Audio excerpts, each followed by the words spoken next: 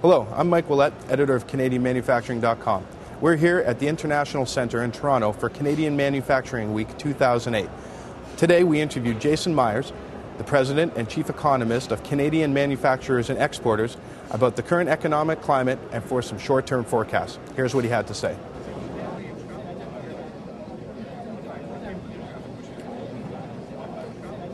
Well, production levels in manufacturing across the country down by about 5% over the last 4 years here. But it really depends what region of the country, what sector you're looking at. Manufacturing in Alberta, Saskatchewan are booming. In some sectors of the Maritimes, they're booming. And in some sectors like aerospace, pharmaceuticals, machining, these are very strong sectors. But when you look at food, consumer products, paper, forestry, and wood products, the automotive sector, the entire automotive supply chain, fabricated metals in some sectors, particularly on Ontario, it's really weak. Automotive products down by about 15% in production terms. And of course that takes a huge swath of the supply chain with it in Ontario and in Quebec too.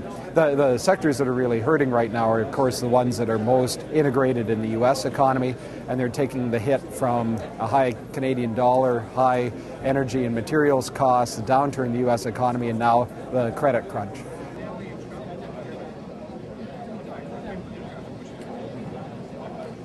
Well, I think for the next year it's still going to be a huge challenge, and the major challenge is going to be, well, a combination of factors, the downturn in the U.S. economy, but one of the things that everybody has to keep their eye out for is how the American government is responding to this. If they're just raising money to reinflate the economy, chances are that means the U.S. dollar is going to sink further and put further upward pressure on the Canadian dollar. So I would be prepared for a dollar over par, weakening consumer demand, weakening customer demand in the United States, harder to get credit in Canada, and high energy and consumer commodity costs. And that's not a very good combination to be going into. I don't see much of a turnaround over the next year.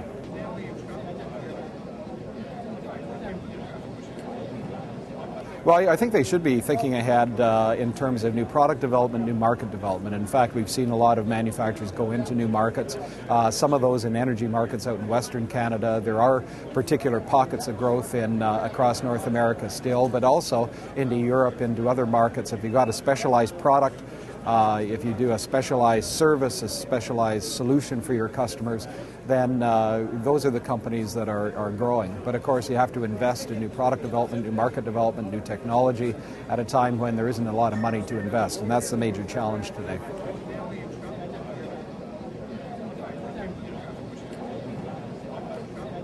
Well, I think every company has to look internally at possibilities of cash flow and how do you improve process here. That's, in my mind, that's where lean comes in. Lean is just all about focusing on what your customer wants and eliminating non-value-adding activities. If you can marry that up with cash flow, it's a pretty good systematic way of generating cash. The leadership of the company, of every company, has to look at business differently. Your business isn't getting product out the door. Your business is providing a solution to your customers.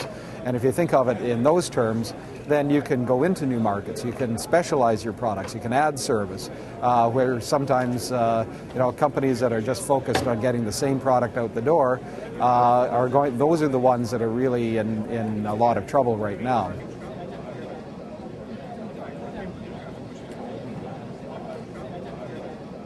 Encouraging investment in new technology and automation, encouraging investment in employer skills training, or skills training, in-house skills training. And the third thing, encouraging innovation, not just in the research and development, but in bringing new products to market and the entire commercialization aspect of innovation.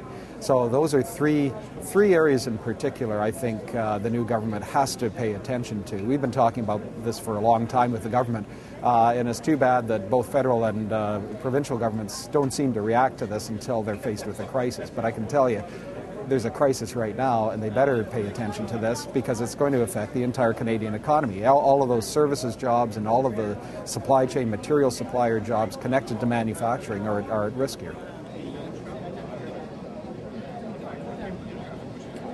That's a very difficult situation to manage, and you've got, frankly, right now, I think over a period of 4 or 5 years, companies have tried to manage that by cutting costs, by improving productivity, by adopting lean, by improving efficiency. I think at the end of last year, when the Canadian dollar went through the roof very rapidly, that really overwhelmed a lot of those cost-cutting efforts. So today, frankly, you've got to be efficient. You've got to keep your costs under control, and you've got to generate cash.